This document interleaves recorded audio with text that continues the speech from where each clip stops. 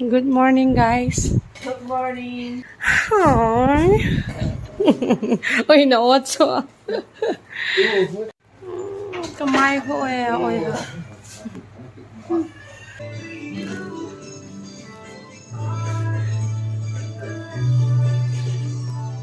Beautiful ladies, the gorgeous one with a gorgeous smile. À, thiếu khác cái gì đi à? Good, azinga jo shooting ka chiu cho sayan zal lang pila nga ho. Sapang thumle li school kayong bitin in mo. Ha, miss good no, miss good no. Cái người dặn đàn đàn chứ lòm mấy cái là xã chơi mùi đi á nạt tivi hóa chứ hai miss cũng nu bao thì đến cái người ra vào cameraman dia thì đi ra foundation no chai toai ban bana ken bol di wa he eyelash to nai lo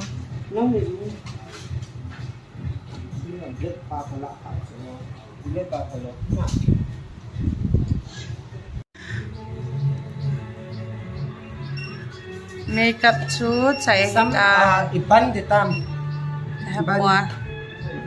Ban tin na bala malang niyo ka ti hikil lang. Ah, pagkada ni do sa. Kami sit. Tayo talaw. kai sak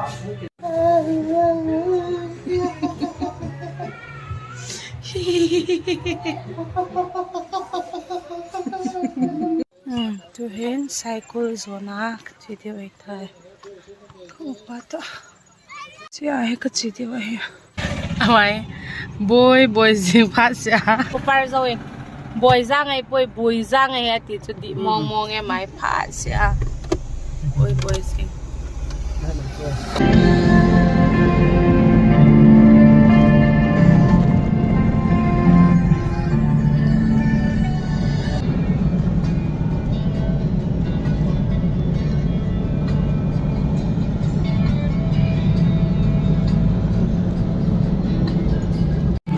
Wallahi Saikul Idol final round Tuzan hezin alsong do kitab ye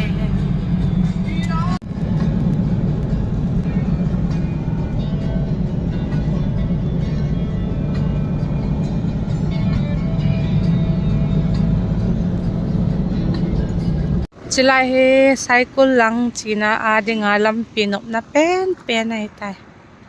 zang pet jing Saikul lampi he chi bot bai kitung jeng 20 speed. ifilay na katila limit 20 speed Ano siya to dan ta ko na. Alay min. Lahi sung pe zang village tu zana program ke mancha na ding mon cho e Yes. Yes. as in sa dano cho kitu Ma ho sila cycle. cycle chi kalong tawe bone na ding mon to chi in nei pa hin abol le kilome Saikul Idol le ka het hil lawai le Ma ball hinta. ha Ma ball sila. ama bol na Man. chi hoik thas ho le kilome bone Heo hoy. in nei lang ho Inni no ke. chi in nei no chi committee ho ame mancha mong ơi cái hông nghe một chín dòng à phèo đàn thế mà he sót à không thấy in call riêng ok nè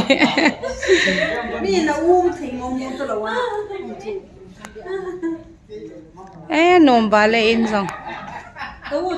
nôm mong nghe Ra đây. Saikul Idol ading nga sa pangpen ay ba amahe anak hilatay hilai di poi ti chu understanding chu umjing ding ta ta sane e chon tu ne la hen na voice lang he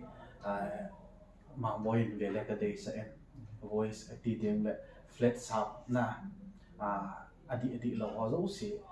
ama ne ve pe venten so le brother pa en a performance to a thu chang na event pi oin ten chole Mary nonga Mary hen a beating event pi di win ka day se boy jang hen performance to award se event pi day le chu ka day na ni chu chen yam ka line sai dai a het thi ma man chu ka kin ne Bukane dew ay tay. Bune lang arambo. Chagirambo. Tuhin program madi nga katsido dew ay tay.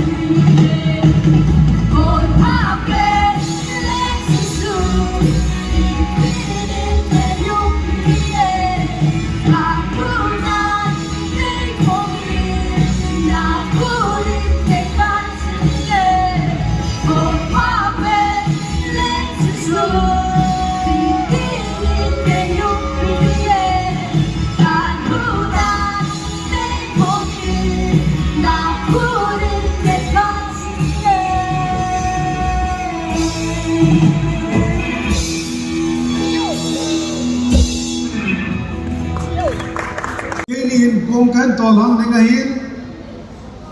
Phat kipat na Tung hậu lim nan na hin Kan tim na no mo minong Ki kom zo si Ali na neo Akitsay takasya Nay panpite te ding vin Committee talangin tim na kan nisne Lam kai wat sing hi dam na lebit na ane zalagin kakipa ubin papatin thangwa na makapi win hi La sem zong tem azan azam kai zeng hai boy zang itin hi mavin zang kai tan hi sule amara kan kau ding hi nunga Mary vai pay jury number 3 jaga yang pimpinan ama hi external jury Saikul gampam langa koi man Saikul nei nalo dinga chu si nei lang nei behela ai vat pi diu dei sang zala ma hoi kimin bahin internal jury adingin u dakle ichai guzang in pipu lungsit ta yung pimpinan Abani internal jury anina nu chin haukim Abani zong chilanga yung PD win kan timin Chubanin the first Saikul Idol core committee ho kan ko do nomin hu ho pule ai nei bizong chilaya katve huang dingin kan timin he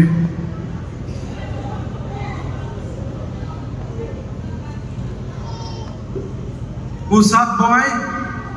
ama zong chilaya chum chakale zong le ang to pi divin kan timin to zong le pu zampu no ma na lung sit na malanga kat be ko achai na zong hitang core committee ho zo se to zong lim kila accounting pi dei mina he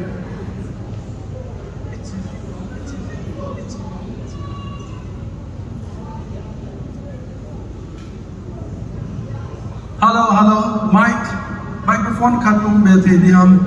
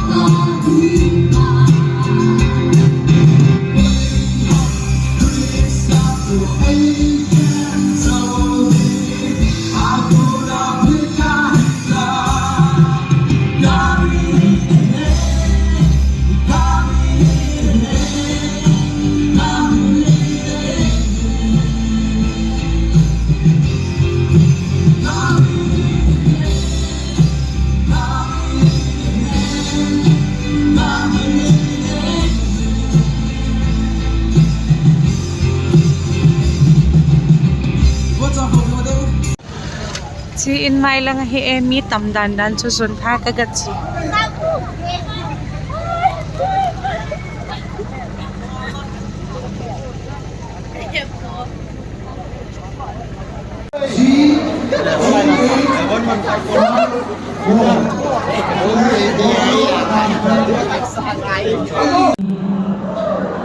nom na sa una mi program hi Patiba choy nalale himbo kiel si in tila committee ho de saklan si in sila choy sa kaya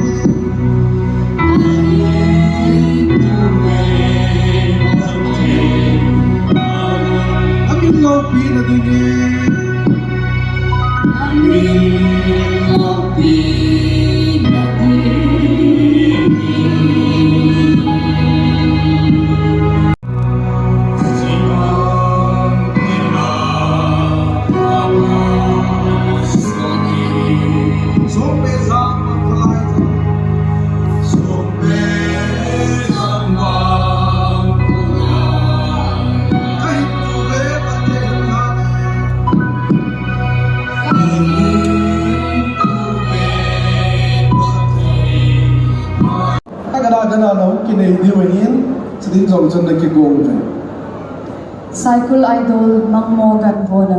Bu Boyzang Hokip, Secretary Cookie Gospel Artists Association, Competition Judge Kata, Tongai Ta Anay Pan Pizaluba, Kakipanaw Batsana in Kahingan Obi. By the first Saikul Idol Organizing Committee Song Pizang Village, dated 5th November 2022.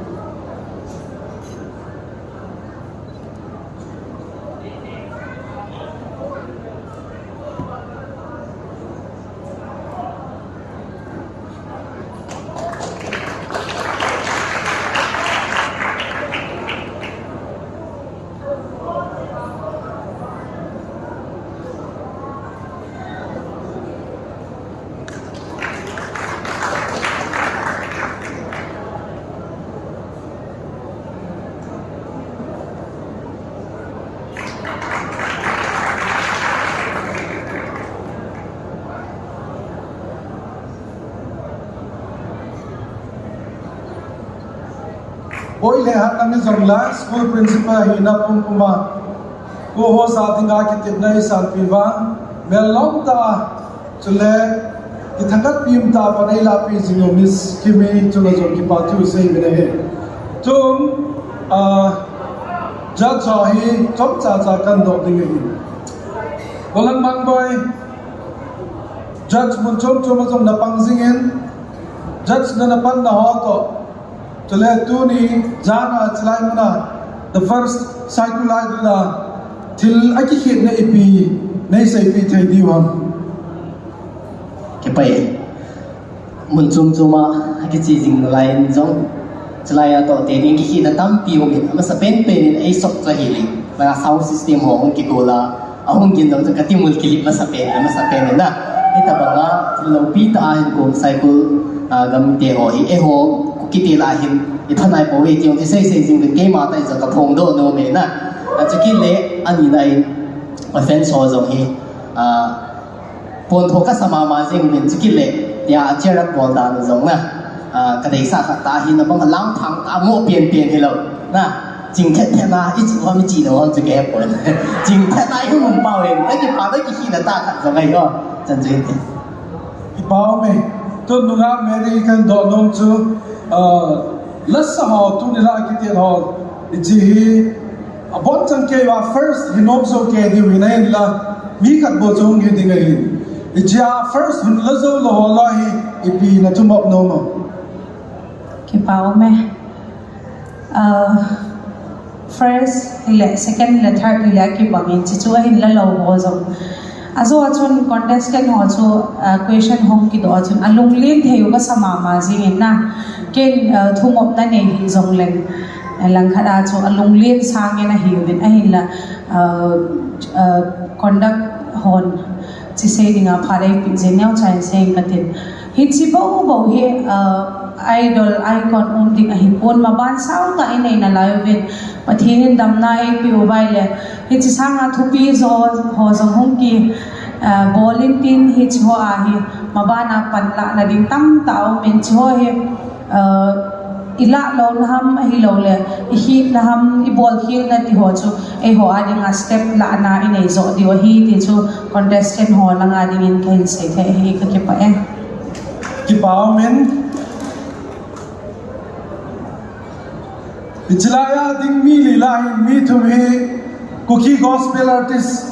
Association President po in General Secretary po in respected member in mi tum jan kom khavin kei vai hom nazia kugate ho hi ichai la dinga puilu dana ai gel jom tam pi mintin ki phallamum kazan ahin la hi tabang guntub na dinga hin committee lang de isa na hin aki sei do lo wang chun anaki ve na hila kugate ichangiam khada adopt down in job ka hen je chun committee chun azom ki palthul kan sei na hi general secretary kan hi na in dunia ba choila pata ta sa ho hi as a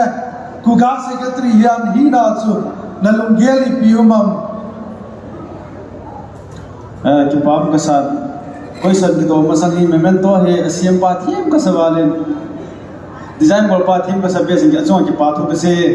ani na kaluma ka ni gel sing khat pun khwa hi hi chi thu mai tan ikam sung ma hin la sa hi yo I thano mu min na ai ba nga ithit na pa ho hi aso na ding pa hi hi ta bang stage hi in nei pu bin tu ni ho hin tham hat las the ho direct sta do mo zo nan artist hi thik na puli quality pu tu chunga ho hi na hi ta banga lam ka to ko nen neu hi ki pa ko sama ma jeng hi ta banga to al ha hi chi hang sunga la sa thim hi za ram hi he jon ke pu tu ni ho hin kuga in la sa thim a ki ngai cha chen na ho ta bang ni na lai fa jong thim jong la check hi on thim tu ni ho hin kuga member hi kyon jong na ho ta bang ki ngai cha ni hi bin ja cha pathenin tu ni a lol hin ne helan ne lo he jong le na sa ta panan lagwa na ho jong igam sung je mai tra pathin na to na machar thi ni dinga tu ni ku a contestant ho zo si pang thei chen jong kuga hung pang ding jong ken jong tin na le di san ka ne ve na bon sa ve na hit so ke ve ka ki pa e khat kan do be din la hin chi masam chun kuga president hi nen ken jong neu za kan sei no Kami chu boy sang kong na sang kong na sung pe sang asang an sim ka la kan sa deu ka chang ka sa sang in nei mi no su me the tan ka ban na Christmas sung to lo na bang yem min nam si pa po yang ta min numan me hom lang asang thum chen na kita ge di kan sa rok di me na nanu na pun ha bo lo chu bỏ được cả rồi bác cái phai à số tháp ba xíu thế bác cái phai phai đâu xíu hơn là ăn mì phai à bác cái phai thì cây tiếng in na bác cái phai nó tổ chức tạo vang nó tổ chức mà em sẽ học cả thôi đó Jerusalem cái địa bàn nào cũng điều Jericho cái thứ nó tổ điều à Jerusalem Jericho na Jerusalem yo phải còn cái điều chưa cái hi ni mila chun ka sai sam ni cái hi wan ama hi zero tiền na lo ha gieo đầu cái chơi mà đúng không nghe đi mà thiên phát thiên quân ở vai đang nghe là chân mình năm tiền và cái này bảo cho tôi cả xin tên số hùng bằng mấy người ta mà anh san diệt ta tại vì tất cả cái đền khi kim đạo kia nó có số mà quan trọng vào bao nhiêu sinh viên đi cho cái xem phải cái gì chứ ai đây rock đầu chưa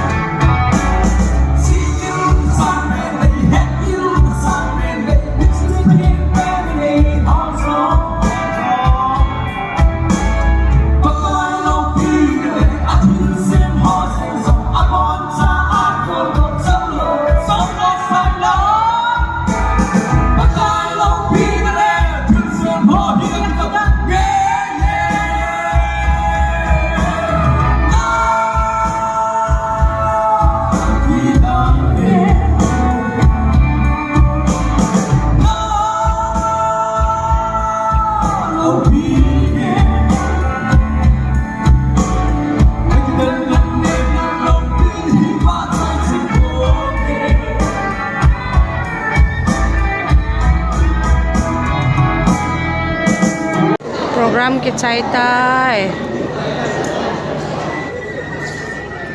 chi cha cho to na cho he singer ho se ba thêm jing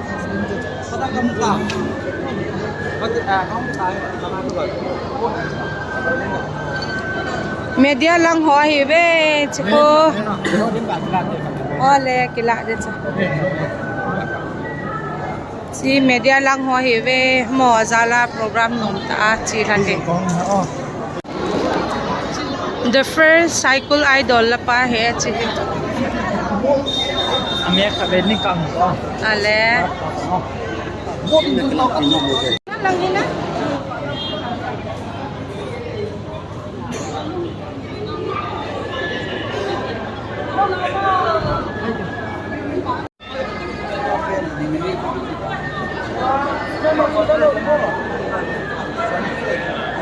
kanu he si na nut ke her hey lon nang koi mano hey lon kim tiền rồi cho cái nào thế Nambuan Savin, Anadam Sel Tavin, bye bye. See, Thursday, a drummer pa here. Hello. Amir hoya hoy mina dia di jiran ne. Kastar le nom lo chula ma. Koi so ne ki sal hom. thêm bẹ sẽ chồng Bol ham yal hai bol thini tam ta nei. Nunga ho aman ki khum ban ta. See, in ne no he, Anadam Sel o ki pa me na fellow ve. Kabek at soy ta chuna, chilanga hi Ichthus member ho, guitarist ho, keyboardist ho hi wit. Thep a thim jing o. Bye bye.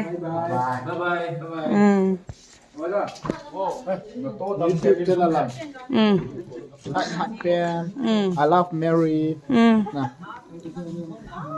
Bye bye. Anadam bo hepo nang ho jong chi house I really love Mary. Mary had a Ben son in Ben. chi kagari dio. Bonon bye bye. Nabonon baba. To hi 11:46 ahi ta in lang churchan por lang kaung zot diwa hi tam le jing le khun kho a program le ma khong khun kho pen cho chilanga program ka nei ki chen ki le lo thei lo a hi en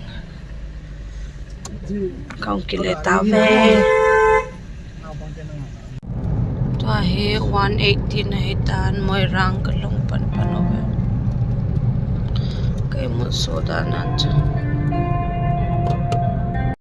The first Saikul Idol final round program chu tu zanin lohling ta in akimang chai ki thei ta in program ki chaya kong ki pado wachun pung som le khat le ti lang chu ong he ta in tu hin dam selin in ka hlong thei tan pung khat le minute som li le ku pa he ta e tu a he ka vlog ho nei na vet pi zi ovin na bon o bachunga ke pa thu ka in se bon chavin bye bye